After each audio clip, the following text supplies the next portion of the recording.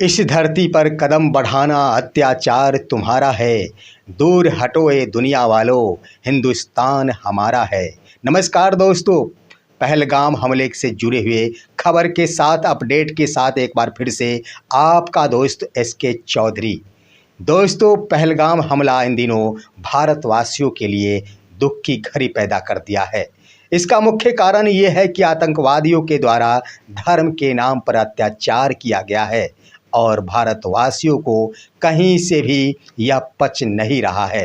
दोस्तों, भारत सरकार के द्वारा कड़ा कदम उठाया गया पाकिस्तान से बदला लेने को लेकर। इसको लेकर एक से बढ़कर एक रणनीति अपनाई गई, लेकिन उसके बाद सरकार के बाद तो हमारी भारतीय सेना भी आखिरी तौर पर आतंकवादियों से बदला लेना शुरू कर दिया है।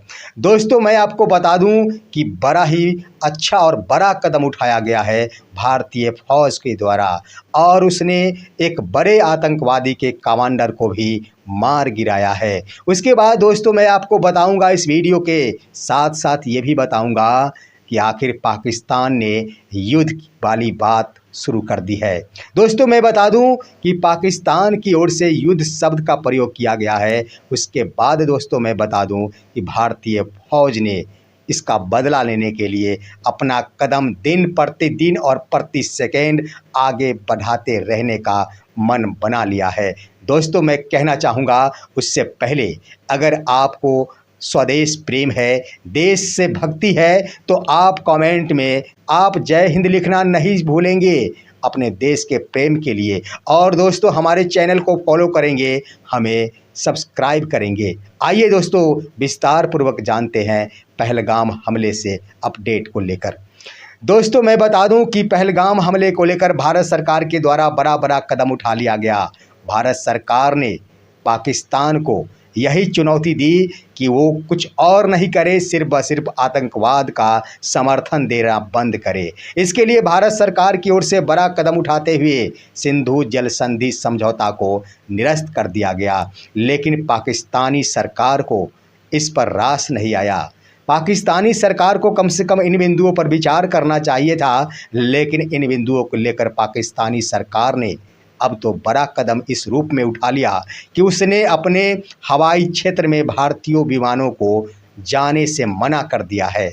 लेकिन दोस्तों, दूसरी रणनीति पाकिस्तानी सरकार की ओर से यह भी अपनाई गई कि उसके द्वारा युद्ध शब्द का प्रयोग कर दिया गया है। दोस्तों, मैं बताऊंगा आखिर क्या हुआ है। उससे पहले जानिए दोस्तों, भारतीय सेना ने बड़ा कदम उठाया है। भारतीय सेना दिन प्रतिदिन और प्रति सेकेंड अपने कदम को आगे बढ़ाते जा रही है पहलगाम हमले का बदला लेने के लिए।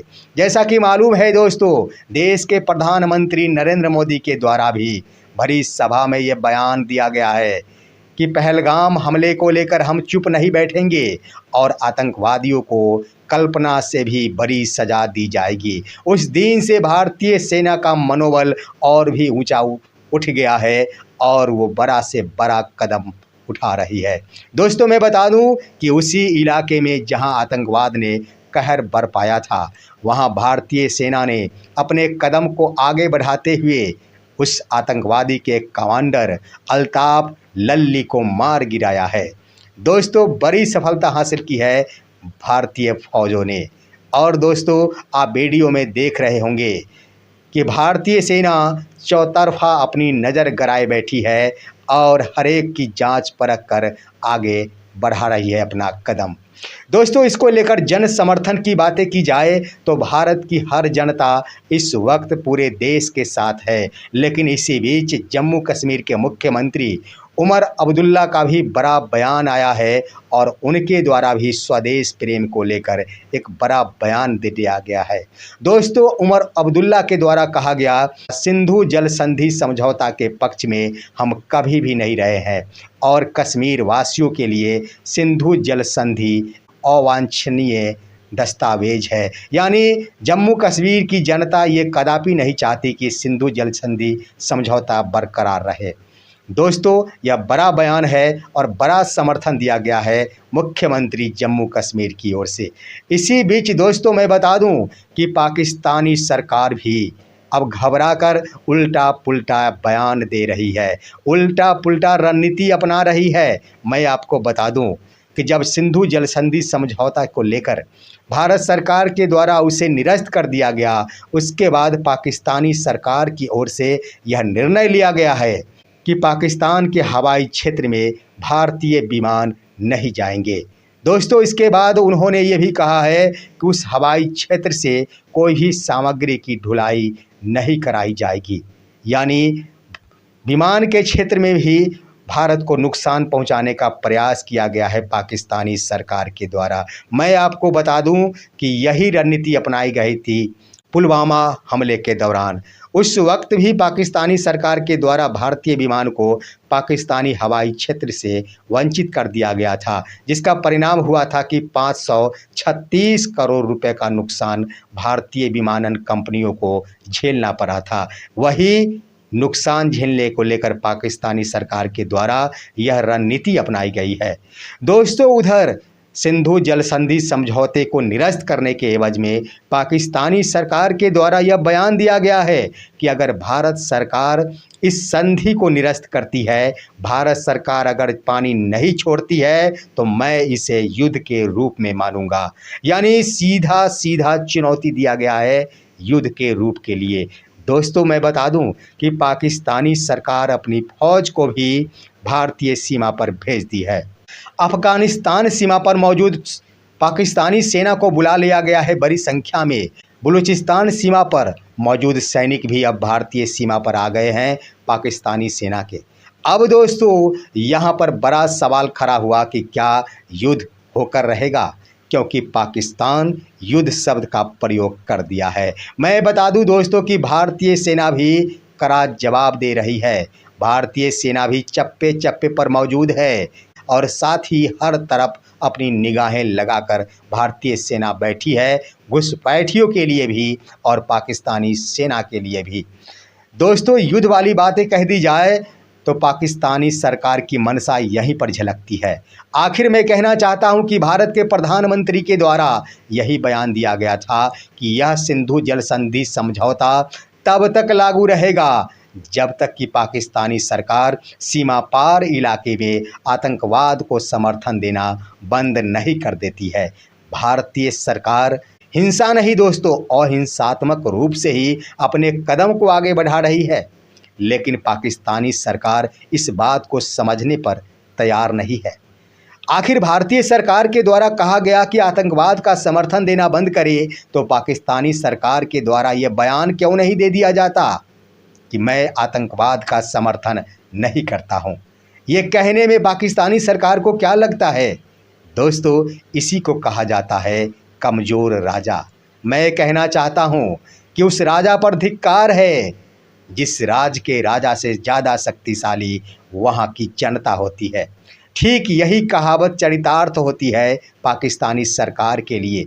पाकिस्तानी सरकार डरती है उन तमाम आतंकवादियों से, कुछ भी बोलने से कतराती है कि कहीं हम पर ना अटैक कर दे। वास्तविकता रूप में कह दिया जाए दोस्तों, ये बात सत्य है कि आतंकवादियों का कोई मजहब नहीं होता। दोस्तों, ये भी बात सत्य है कि आतंकवादियों के द्वारा भारत में धर्म पूछकर निर्मम हत्याएं की गई है। यह भी बात सत्य है कि पाकिस्तानी सरकार इन बात को स्वीकार नहीं करती कि पाकिस्तानी सरकार आतंकवाद को बढ़ावा देती है। लेकिन दोस्तों, यहाँ पर यह भी बात सत्य है कि आतंकवादियों का कोई मजहब नहीं होता, क्योंकि दोस्तों अगर आतंकवादियों का कोई मजहब होता तो वही आतंकवादी पाकिस्तानी नागरिकों पर भी कहर नहीं ढाता। वही आतंकवादी पाकिस्तानी सरकार के लिए चुनौती खड़ा नहीं करता। यानी सीधे शब्दों में कह दिया जाए तो आतंकवादियों का हर मुल्क में उद्देश्य बदल जाता है। पाकिस्तान में उन आतंकवादियों का उद्देश्य कुछ और होता है और भारत में उस आतंकवादियों का उद्देश्य कुछ और होता है। यानी भारत में अगर धर्म के नाम पर अत्याचार किया गया है, इसका सीधा सीधा अर्थ है कि यहाँ उसका उद्देश्य सिर्फ व सिर्फ धर्म है। लेकिन अपने मुल्क पाकिस्तान में उन आतंकवादियों के द्वारा भी कहर बरपाया जाता है, उसका उद्देश्य कुछ और होता है। दोस्तों, चाहे कुछ भी हो, इंसानियत को मारा गया है, लेकिन देश की जनता उसका बदला लेने के लिए और बदला देखने के लिए आतुर है कि आखिर कब तक सबक सिखाया जाता है उन तमाम निर्मम हत्या करने वाले आतंकवादियों को। दोस्तों, इसी बीच मैं बता दूं कि वहाँ खच्चर का उपयोग करने वाले, जम्मू कश्मीर में घोड़ों का व्यवसाय करने वाले, जो कि पर्यटकों के लिए घोड़ों की व्यवस्था करते थे, उसको भी हिरासत में लिया गया है। उसका मुख्य कारण ये था कि जब पर्यटक उनके यहाँ गए थे घोड़े की सवारी करने के लिए, उस वक्त उस घोड़े के मालिक के द्वारा उनसे धर्म पूछा गया था और भी कई बातें पूछी गई थी। सीधा सीधा अर्थ है कि वहाँ के उस खच्चर मालिक के द्वारा धर्म पर भी सवाल किया गया था। यानी पूरा का पूरा वो मामला धर्म से जुड़ गया है, पहलगाम आतंकी हमला। दोस्तों, इसके बारे में आपका क्या कहना है?